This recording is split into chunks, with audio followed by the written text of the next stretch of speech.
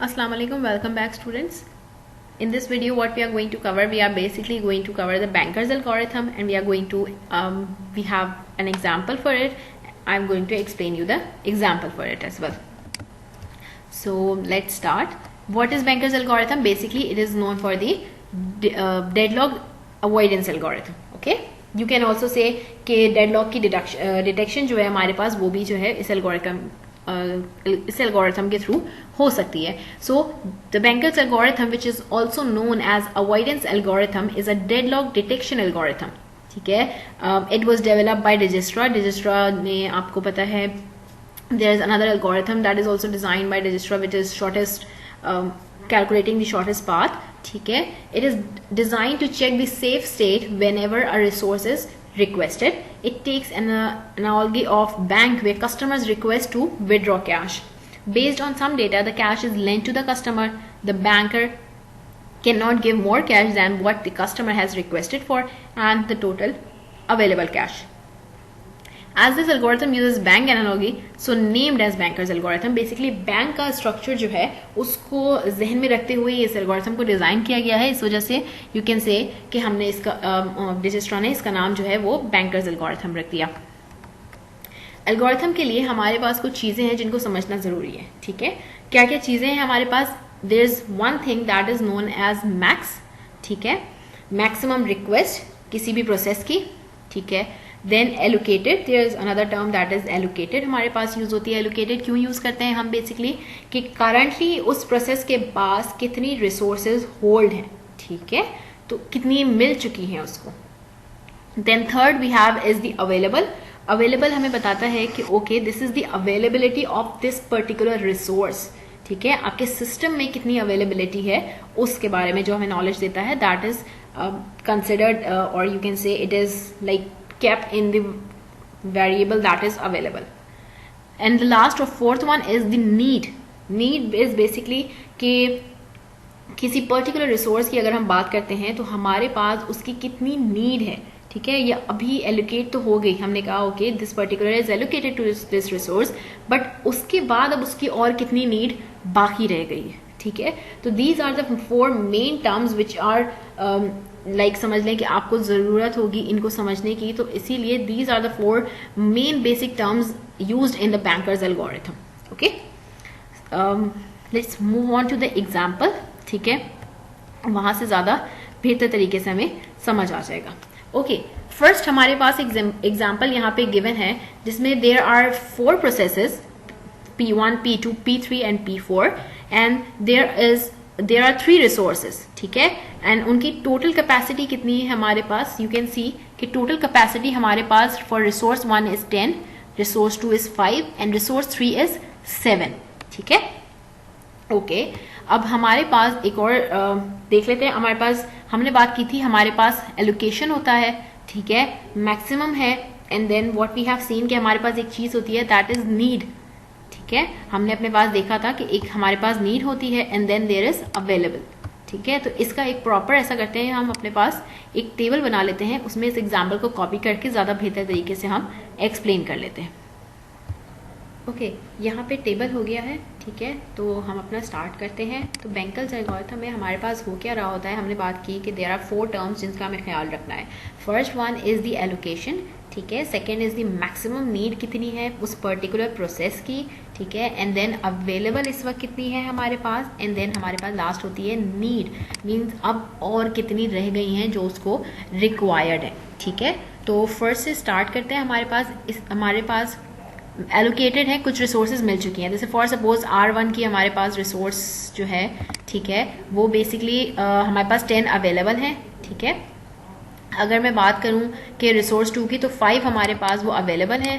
ठीक है, and then अगर रिसोर्स 3 की बात की जाए तो हमारे पास जो है वो 7 अवेलेबल है इस वक्त. ठीक है, अच्छा, उसके अलावा हमारे पास हम कर क्या रहे होते हैं इस वक्त? हमने ये किसी पर्टिकुलर टाइम इंस्टेंस की बात की जा रही है. ठीक है, मीन्स किसी पर्टिकुलर टाइम पे जब हमने अपने प्रोसेसेस को उठाया तो हमने देखा कि कितने एलोकेट उनको हो चुके हैं और उनकी कितनी मैक्सिमम नीड है. तो ये एट पर्टिकुलर टाइम इंस्टेंस की बात हो रही है.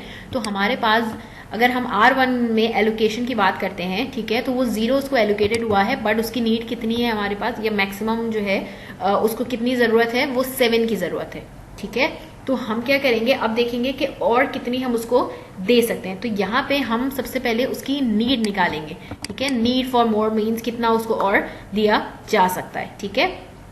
तो वो किस तरीके से निकलती है हमारे पास, हम उसके लिए मैक्सिमम माइनस एलोकेशन जो है, जितनी भी एलोकेट कर दी गई है अब तक, उसको देते हैं हम अपने पास, ठीक है। तो उस तरीके से हम क्या निकाल सकते हैं, अपनी नीड निकाल सकते हैं। तो अगर हम R1 की नीड की बात करते हैं तो वी कैन से 7 माइनस 0, ठीक है। तो 7 minus 0 is, you can say कि हमारे पास 7 की जो है अभी इस वक्त नीड बाकी रह गई है हमारे पास, ठीक है। मीन 7 की 7 अभी उसको जरूरत है।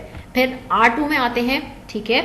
इसमें थोड़ा सा ख्याल रखना है कि ज़ाहिर कॉलम्स में है तो उनका थोड़ा सा देखेंगे हम कि पर्टिकुलर कॉलम की ही बात कर रहे हैं। तो अगर यहाँ पे हम बात करते हैं तो R2 के लिए हमारे पास मैक्सिमम 5 है, एलोकेटेड 1 है। तो 5 माइनस 1 वी हैव 4, ठीक है। तो यहाँ हमने 4 लिख दिया। R3 में आ जाते हैं तो 3 माइनस 0 हमारे पास 3 आ गया, ठीक है। तो इस वक्त हमने प्रोसेस 1 की नीड जो है वो मालूम कर ली, ठीक है। देन मूव करते हैं, नेक्स्ट आ जाते हैं हम अपने प्रोसेस 2 के पास, ठीक है। प्रोसेस 2 के लिए अगर मैं बात करूं तो 3 माइनस 2 इज 1, ठीक है। Then 2 minus 0 is 2 and then 2 minus 0 is 2, ठीक है। इसकी ये नीड हमारे पास आ गई। नेक्स्ट प्रोसेस 3 की नीड की बात करते हैं हम अपने पास, तो हमारे पास 9 minus 3 6, then 0 minus 0 is 0 and 2 minus 2 is 0, okay. Next last में आ जाते हैं हमारे पास, तो 2 minus 2 0, 2 minus 1 we have 1 and 2 minus 1 is 1, ठीक है। तो हमारे पास क्या है कि हमने देखा कि ओके हमें इस पर्टिकुलर प्रोसेस के लिए means process P1, P2, P3 and P4, ठीक है, इसके लिए हमारे पास ये पर्टिकुलर नीड जो है वो हमारे पास आ गई है। अब हम क्या देखेंगे, अब हम करेंगे क्या, अपनी जो पर्टिकुलर प्रोसेसेस की नीड्स हैं उनको अवेलेबल से जो है वो कंपेयर करेंगे, ठीक है। या आप अवेलेबल से कर लें जिसकी अवेलेबिलिटी हमारी उससे मैच करती है, मींस आइदर नीड कम है या बराबर होती है, ठीक है, किसके, अवेलेबिलिटी के, ठीक है। तो हम उस सूरत हाल में क्या करते हैं, उस पर्टिकुलर प्रोसेस को हम बोल देते हैं कि ठीक है आप रिसोर्सेज लेके अपनी एग्जीक्यूशन कंटिन्यू कर लें। अच्छा, इसमें एक और चीज़ का ये ख्याल रखना होगा आप लोगों को कि हमारे पास अगर फॉर सपोज किसी, हम पूरे प्रोसेस की तीनों रिसोर्सेज की नीड एक ही वक्त में कंसिडर कर रहे होते हैं। ऐसा नहीं है कि अगर रिसोर्स 1 मीट कर गई है, रिसोर्स 2 और 3 मीट नहीं कर रही है तो हम उसको एग्जीक्यूशन स्टेट में डालेंगे। No, it's not possible, possible भी नहीं है। और दूसरी बात, और हम कॉम्प्लिकेशन की तरफ मूव कर जाते हैं, ठीक है। तो हम एक वक्त में देखेंगे कि अगर सारी रिसोर्सेज जो हैं वो हमारी अवेलेबल से जो है वो हमारी उसकी अवेलेबिलिटी है, ठीक है, तो हम क्या करेंगे, उनको दे देंगे और वो उस तरह रन कर जाएंगी। आ जाते हैं फिर हमारे पास किस तरीके से होगा, अगर मैं रिसोर्स 1 मेरे पास फर्स्ट में 3 है, यहाँ 7 है, ऑब्वियसली नहीं हो सकता ये। आगे आ जाते हैं, हम क्या कर रहे हैं, प्रोसेस 2 से कंपेयर किया तो 1 एंड 3 मीन्स इसकी R1 की हम जो है वो फुलफिल कर सकते हैं। नेक्स्ट 3 और 2, मेरे पास 3 अवेलेबल है, 2 उसको रिक्वायर्ड है, मैं इसको दे सकती हूँ। रिसोर्स 3 पे आ जाते हैं प्रोसेस 1 के लिए, तो हमारे पास क्या है, 2 अवेलेबल है एंड 2 मेरे पास रिक्वायर्ड है। तो इस तरीके से मैं प्रोसेस 2 को एग्जीक्यूट करवा सकते हैं, ठीक है। तो यहाँ पे हमारे पास 2 चीज़ें होती हैं, हम सीक्वेंस जनरेट करेंगे, ठीक है। सीक्वेंस किसके लिए जनरेट करते हैं, फर्स्ट हमारे पास क्या होता है, हमारे पास एक कंडीशन होती है सेव, सेकंड है हमारे पास अनसेव। 2 तरह की स्टेट्स हमारे पास मौजूद होती हैं, ठीक है, इसके अंदर। तो अगर मैं सेव स्टेट की बात करूं, ठीक है, तो हमारे पास सबसे पहला प्रोसेस जो है वो P2 एग्जीक्यूट हो जाएगा, ठीक है। जब P2 एग्जीक्यूट हो जाएगा तो वो करेगा क्या, वो बेसिकली जितनी भी मेरे पास एलोकेशन हुई भी थी ना वो उसको भी रिलीज कर देगा, ठीक है। तो मैं क्या करूंगी, अपनी एलोकेटेड जो मेमोरी होगी, ठीक है, उस पर्टिकुलर प्रोसेस की जो एलोकेटेड मेमोरी होती है उसको मैं क्या करूंगी, अपनी अवेलेबल में ऐड करवा देंगे हम, ठीक है। तो हमारे पास अवेलेबल जो है वो हमारा चेंज हो जाएगा, अवेलेबल हमारा available equals to allocation plus previously available, ठीक है, प्रीवियसली अवेलेबल।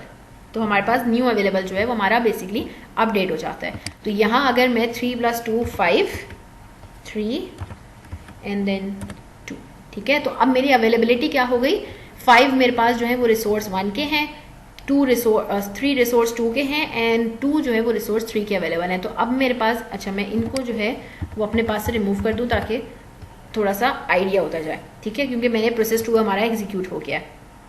अच्छा, अब नेक्स्ट आ जाते हैं, अब की फुलफिल हो सकती है हमारे पास, अच्छा इसकी हो सकती है, नहीं इसकी नहीं हो सकती, बिकॉज हमारे पास 5 अवेलेबल है, 6 की इसकी नीड है, हम लास्ट को देंगे, ठीक है, हम अपने पास P4 को दे देंगे, बिकॉज उसको यहाँ पे हमारी R1 की अगर देखें तो 5 अवेलेबल है, उसको R1 जो है वो 5 अवेलेबल है हमारे पास, वो 0 रिक्वायर्ड है, 3 अवेलेबल है रिसोर्स 2 के, बट 1 की रिक्वायरमेंट है, मैं इसकी अवेलेबिलिटी पूरी नीड पूरी कर सकती हूँ। देन रिसोर्स 3 की बात करते हैं तो 2 हमारे पास अवेलेबल है, 1 हमारे पास जस्ट रिक्वायर्ड है, तो उसको हम रिलीज कर सकते हैं। तो दैट मीन्स कि यहाँ एक और प्रोसेस का जो है वो मेरे पास इजाफा हो जाएगा, दैट विल बी P4, ठीक है। तो P4 में से हम यहाँ से इसको रिमूव करते हैं एंड देन यहाँ पे ऐड करके भी लिख देते हैं हम अपने पास नेक्स्ट चार्ट में।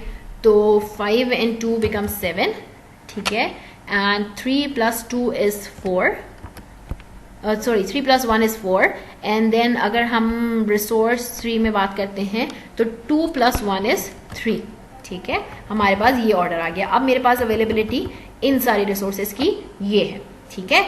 अच्छा, अब मैं किसकी अवेलेबिलिटी पूरी कर सकती हूँ, मैं इसकी भी कर सकती हूँ और मैं इसकी भी कर सकती हूँ, ठीक है, इट डिपेंड्स कि मैं कौन सी जो है वो करना चाह रही हूँ, ठीक है। तो अगर मैं ऑर्डर वाइज चल रही हूँ तो मेरे पास ये यहाँ पे जब मेरा जैसे ही प्रोसेस 4 एम्प्टी हो गया तो अगेन वो किसको चेक करेगा, प्रोसेस 1 को चेक करेगा, ठीक है। वो प्रोसेस 1 को जब उसने चेक किया, उसने देखा कि भाई ओके प्रोसेस 1 का आप देखें कि वो किस तरीके से आपका प्रोसेस 1 अगर एग्जीक्यूट हो सकता है तो आप उसको करवा लें। तो ठीक है, मैं उसको देख लेती हूँ अपने पास। तो मेरे पास क्या हो रहा है कि 7, 4 and 3 जो है वो इसके मैक्सिमम नीड थी, जिसको मैं अभी बहुत आराम से इसको पूरा कर सकती हूँ, ठीक है।